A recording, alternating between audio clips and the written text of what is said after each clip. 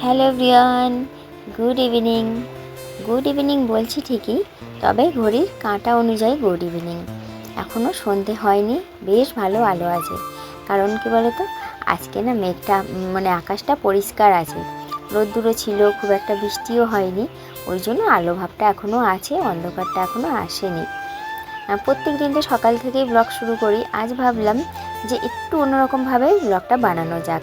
রোজ তো তোমরা একই জিনিস দেখো, আজ একটু অন্যরকম জিনিস দেখবে, ওই জন্য এই টাইম থেকে ব্লগটা বানানো। আর জানো তো, ভগবান না সবাইকে সব সুখ একবারে দিয়ে দেয় না, কিছু না কিছু কমতি থাকে। এই যে আমাদের দেখো এমন ভাগ্য, আমরা খোলামেলা জায়গায় থাকি, চারিদিক সবুজ গাছপালা ভর্তি, কিন্তু একটা কমি কি বলো তো, আমাদের বাড়ির আশেপাশে কোনো বাড়ি ঘর নেই। দিন শেষে কখনো ইচ্ছা করে যে কিছু মানুষকে আমি দেখি, গাছপালা গাড়ি ঘোড়া দেখি বা কারোর সঙ্গে দুটো কথা বলি, কিন্তু সেটা আর হয় না। কারণ ওই যে আমাদের বাড়ির আশেপাশে কোনো বাড়ি ঘর নেই, ওই দিক দিয়ে আমরা কমির মধ্যেই আছি। হ্যাঁ, আবার রাস্তাঘাটও তো নেই দেখতে গেলে, তাই না, কষ্টের মধ্যেই আছি। আবার শীতকালটায় আমাদের বেশ ভালো লাগে, যখন রাস্তাঘাট শুকনো খটখটে হয়ে থাকে তখন বেশ ভালো লাগে, তখন আর কোনো অভিযোগ থাকে না। যত অভিযোগ কিন্তু এই বর্ষাকালটাকে ঘিরেই হয়। ঘড়ির কাঁটা দেখলে 6টা বেজেই গেছে, মা এখনও ঘুমাচ্ছে, ওই যে খাটে শুয়ে আছে অন্ধকার। সন্ধে তো হয়েই গেছে, ওই জন্য ঠাকুরের কাছে লাইটটা জ্বালিয়ে দিয়ে এলাম, দিয়ে এক বালতি জল বাইরে রেখে দিলাম, কারণ ওরা কাছ থেকে ফিরবে, পা ধোয়ার তো জল লাগবে, ওই জন্য এক বালতি জল বাইরে রেখে দিয়ে এলাম। Hello everyone, good evening. ঘড়ির কাঁটা 6:30 ঘরে সমস্ত কাজকর্ম হয়ে গেছে, ফ্রেশ হয়ে নিয়েছি। সন্ধে তো আমি দিতে পারবো না, মা এই উঠে সন্ধে দিল। আর এখন টিভিতে চলছে ঠাকুরের গান। ঠাকুরের গান আমার প্রত্যেক দিন সন্ধ্যেবেলায় চলে, ভীষণ ভালো লাগে শুনতে। আর এখন রান্নাঘরে দাঁড়িয়ে দাঁড়িয়ে করবো, রাত্রি মাংস আনবে বর, মাংসর জোগাড় করবো, রসুন ছাড়াবো, পেঁয়াজ ছাড়িয়ে কেটে রাখবো, এসব দাঁড়িয়ে দাঁড়িয়ে করবো। মা বলছে চা খাবো না, কটকটি ভাই মেলা থেকে কটকটি এনে দিয়েছিল, ওই খাবো। মা বলছে চা খাবো না। আর মা চা না খেতে চাইলে পরে করবো, কারণ বর এসে খাবে, বাবা খাবে। এর মধ্যে নেই খোলা ভাজা বাদাম আর কটকটি। আমি দাঁড়িয়ে দাঁড়িয়ে রসুন ছাড়াবো আর খাবো। রসুন ছাড়াতে টাইম লাগে বড্ড, ওই জন্য ছাড়িয়ে ছুড়িয়ে। আমার নতুন হেয়ার স্টাইল, কেউ দেখে হাসবে না।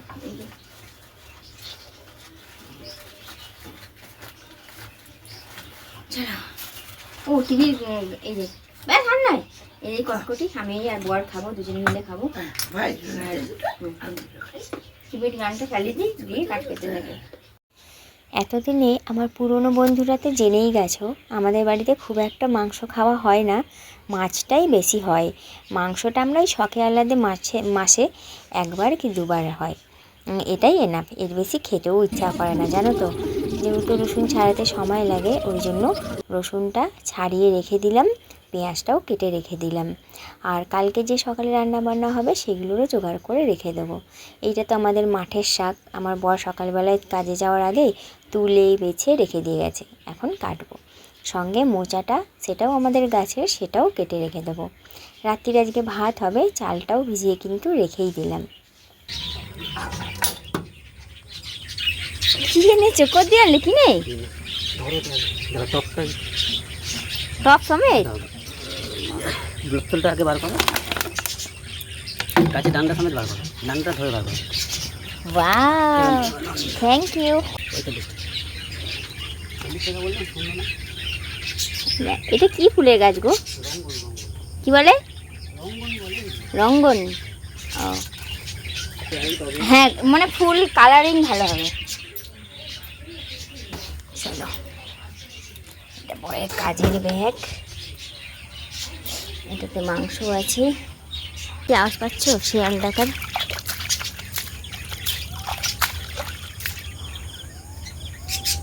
ওই দেখো,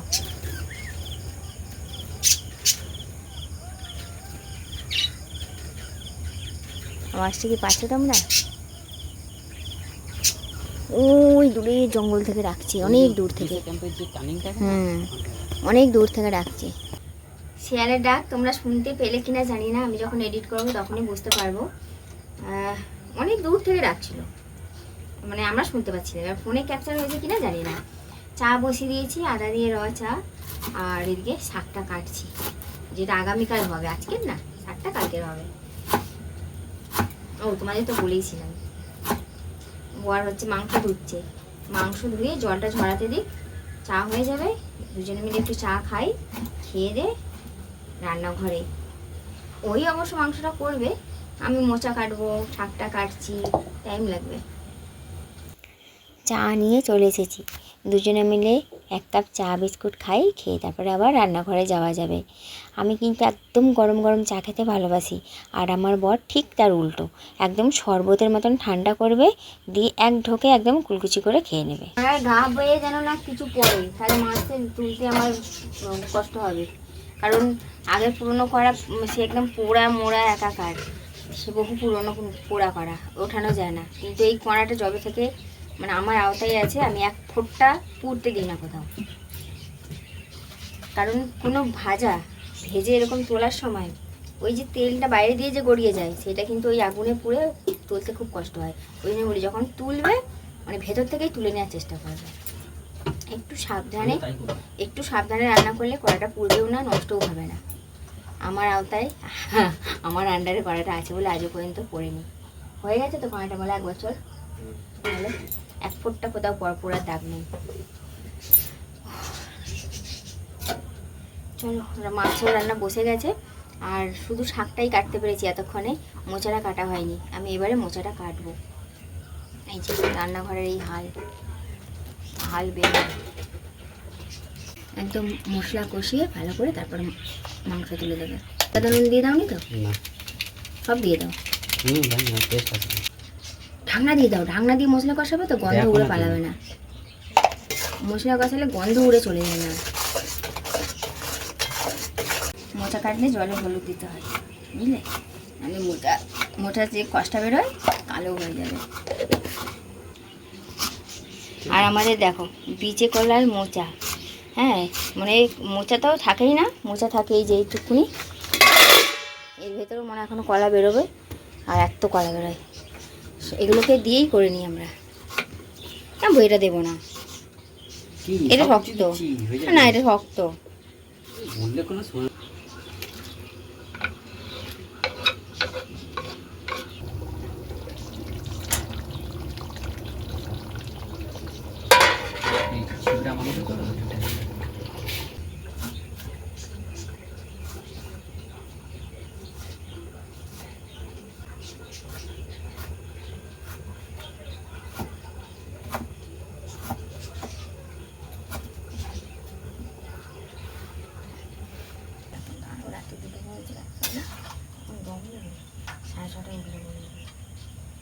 ভাত হয়ে গেছে, আর এই যে হাতে পেয়ে গেছি দারুণ জিনিস। এটা কার কার ভালো লাগে বলো? হ্যাঁ, ভাতের থেকে পাতে বেশি ভালো লাগে, তাই না? ও হেভি হয়েছে। মা আবারও ঘুমাচ্ছে, মা সারাদিন ঘুমিয়েই থাকে, ওই জন্যই তোমরা দেখতে পাও না। এতক্ষণ টিভি দেখছিল, এই 10-15 মিনিট ধরে আবার ঘুমিয়ে পড়ে, আবার সেই 10টার সময় উঠবে, বাবা যখন আসবে তখন।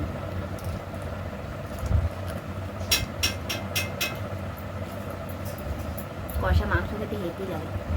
আমি বড়কে বলছিলাম আমাকে ভাতের পাতে 1 পিস কম দেবে, তাও বি আচ্ছা, আমাকে কষা হতে দিও 2 পিস বেশি। মাংস নিয়ে যাও।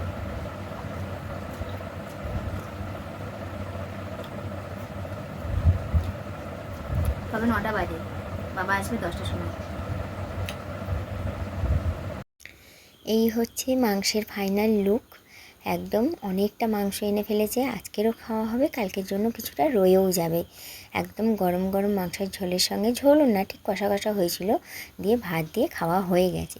খাওয়ার পর এই যে রান্নাঘরটা পরিষ্কার করে নিচ্ছি, আর আজকে রাত্রিরে বাসন কোসন মেজে রেখে দেবো, যেটা প্রত্যেক দিন করে থাকি আর কি। তবে জানো তো, আজকে তোমাদের বলি, আমি কিন্তু একা কাজকর্ম করি না। রাতের এই বাসন মাজাটা ধরো আমার বর ধুলো, আমি মেজে দিলাম, আর কখনো বা ওই মেজে ধুয়ে নিল, আমি তখন বিছানা করলাম। রাতে সব সময় ও আমাকে হেল্প করে, কখনো আমি একা এই বাসন মাজার কাজটা করি না। এই যে জল টিপে দিচ্ছে, আজকের জন্য জল টিপে দিচ্ছে, কাল সকালে কাজ করব বাসি কাজ, সে তার জন্য জল টিপে দিচ্ছে। ও সত্যি ও আমাকে হেল্প করে বলেই এই যাত্রায় আমি বেঁচে আছি। না হলে সত্যি যেন মনে হয় কবে হয়তো পটলডাঙা চলেই যেতাম। কারণ একা সংসার হলে সব কিছুটা করা যায়। যখন তোমার ওপরে কেউ থাকে তোমাকে বলার বা কিছু, তখন কী বলে তো মনে একটা ভয় বা চিন্তা কাজ করে যে কি হবে কি বলবে, তার আগেই আমাকে করে নিতে হবে, ঠিক আছে। ওই জন্য কী বলে তো ও আমাকে হেল্প করে দেয় বলে আমার অনেকটা উপকার হয়, বুঝলে।